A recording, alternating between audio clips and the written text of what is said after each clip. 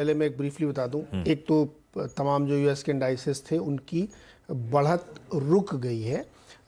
गिरावट मैं नहीं कहूँगा, इस बात को बारीकी से समझने की कोशिश करिएगा कि बढ़त में स्टॉप लगा है, गिरावट नहीं हुई है।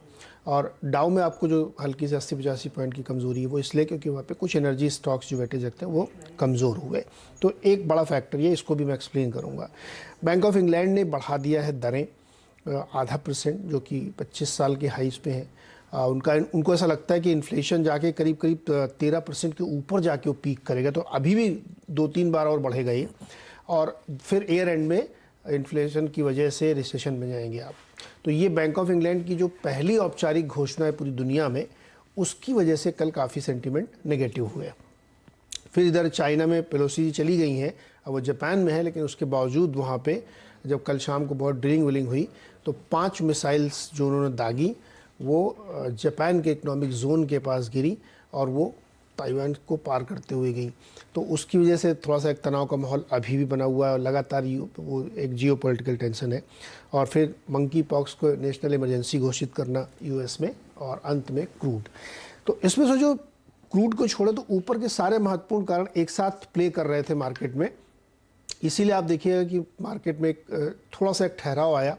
बावजूद इसके मैं कह रहा हूँ कि गिरावट मत मानिए, उसको रुकावट आई है, क्योंकि अभी भी शॉर्ट कवरिंग साइड लाइन पर बैठे हुए लोग, डेटा पॉइंट जो लोग ट्रैक कर रहे हैं, उनको ये भरोसा नहीं है कि इकोनॉमी में कोई दिक्कत है।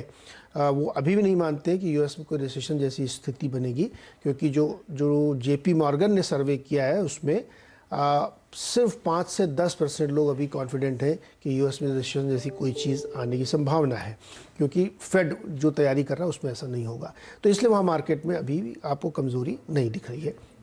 लेकिन चूंकि जिस तरीके की परिस्थितियां बन रही है जापान में या ताइवान में या बैंक ऑफ इंग्लैंड में, उसकी वजह से कहीं ना कहीं मन में एक डर सा है, इसलिए कल वो रुकावट आती हुई दिखी। और आज जो शाम को जॉब डेटा आएगा, वो जॉब डेटा ये तय करेगा कि फेड का रुख क्या बनेगा। हालांकि वहाँ के अलग अलग गवर्नर तरह तरह के बयानबाजी कर रहे हैं, लेकिन ये जॉब डेटा बहुत ही महत्वपूर्ण होने वाला है, जो कि गिर के आने की संभावना 2,36,000 के आसपास शायद नंबर ही आएगा। तो ये सारे फैक्टर्स बाजार में कल प्ले कर रहे थे, इसलिए आप ऊपर नीचे देख रहे थे। अब जो उसमें सबसे बड़ा फैक्टर था क्रूड। कल क्रूड में ज़बरदस्त गिरावट आई और ये 94 के नीचे चला गया ब्रेंट ऑयल, जो कि प्री यूक्रेन रशिया वॉर की स्थिति में था, ये फरवरी में। उसके बाद 130 तक की इसने जर्नी की और उसके बाद अब नीचे गिर के आ गया। इसके पीछे 4 बड़े महत्वपूर्ण कारण हैं जिनको समझना चाहिए कि क्यों गिरा और आगे का इसका रुख क्या होगा। एक सबसे बड़ा पहला कारण तो ये था कि इस क्राइसिस के बीच में हमको ऐसा लगा कि शायद सप्लाई शॉर्टेज हो गई, लेकिन जो अभी लेटेस्ट डेटा हमारे सामने खुला हुआ है उसमें रशिया का जो प्रोडक्शन था वो 7 मिलियन से अभी भी 6.5 मिलियन बना हुआ है। उसमें thanks to India and China, जिन्होंने भर के खरीदा है, तो रशिया के ऊपर लाइफ में कोई फ़र्क नहीं पड़ा और सप्लाई इंटैक्ट रखी उसने। इसकी वजह से बहुत ज़्यादा दिक्कत क्रूड में नहीं आई, प्राइसिंग पे सप्लाई भी ईज हुई है। दूसरा बड़ा फैक्टर ये था कि जब ये बढ़ना शुरू हुआ क्रूड और सप्लाई कंस्ट्रेंट शुरू हुई, तो जो डिस्टिलेट है या जिनको कहते हैं final product, petrol, diesel, ETF, ये सब की इन्वेंट्री क्रिएट की बहुत सारे देशों ने, जो कि अभी भी दिख रही है कि उस लेवल पे है जो बहुत दिक्कत शायद नहीं करेगी। फिर इसी में एक कारण जुड़ा कि कल एक यूएस स्टेट डिपार्टमेंट की रिपोर्ट आई कि इस बार का विंटर जो है उतनी तकलीफ नहीं देगा जितनी लोग सोच रहे हैं। तो ये एक सेंटिमेंट था कि शायद एनर्जी की उतनी ज़रूरत ना पड़े। फिर तीसरा एक बड़ा कारण ये बना कि चाइना की डिमांड, अब देखिए यहाँ पे वो बैंक ऑफ इंग्लैंड वाली बात सही हो रही है कि वो प्ले हो गया। चाइना की जो डिमांड जिस तरह से आनी चाहिए थी क्रूड की या फाइनल प्रोडक्ट की, वो नहीं आई है। रादर प्रेडिक्शन ये है कि शायद सितंबर के बाद से तेज़ी से गिरेगी और ज़्यादा डिमांड गिरेगी, इसलिए क्रूड की डिमांड पर असर पड़ेगा। चाइना की डिमांड गिरने का मतलब ये है कि सेकंड लार्जेस्ट कंज्यूमर है वो, तो क्या वहाँ पे इकोनॉमी में ज़्यादा दिक्कत आने वाली है?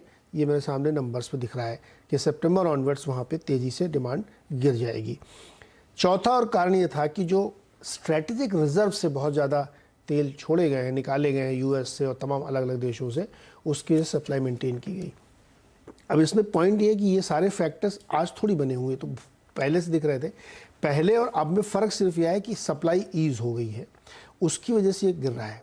लेकिन इसका काउंटर थीसिस ये है कि जो अभी आपको इधर को 1 लाख पहले इन्होंने बढ़ाया था, अभी ओपेक ने 2 दिन पहले, वो न्यूट्रलाइज हो रहा है, ज़ीरो इम्पैक्ट आ रहा है। और कल ही सऊदी अरेबिया ने एशिया और अमेरिका के लिए अपने प्रोडक्ट के दाम बढ़ा दिए जो रिकॉर्ड हाई पे चले गए हैं, इसी फॉल को काउंटर करने के लिए। तो ये जो क्रूड के दबाव के कारण है, इसमें सबसे बड़ा कारण जो डिमांड डिस्ट्रक्शन हो रहा है, जिसका पहला संकेत बैंक ऑफ इंग्लैंड ने दिया है, अगर ये प्ले आउट होता है दूसरे देशों में, चाइना में, अमेरिका में, तो फिर क्रूड के लिए सीरियस प्रॉब्लम है, जो कि मार्केट के लिए बिल्कुल भी अच्छा नहीं होगा। क्योंकि अगर आप रिसेशन में जाती है दुनिया तो मुश्किल खड़ी हो जाएगी। और ये फरवरी, मेरे ख्याल से फरवरी, रशिया यूक्रेन क्राइसिस की शुरुआत रशिया वो फरवरी में, फरवरी के पहले के भाव अब आपको देखने को मिल रहे हैं। वीरू, चार्ट्स क्या कहते हैं भाई? इस तरह की सिग्निफिकेंट डाउन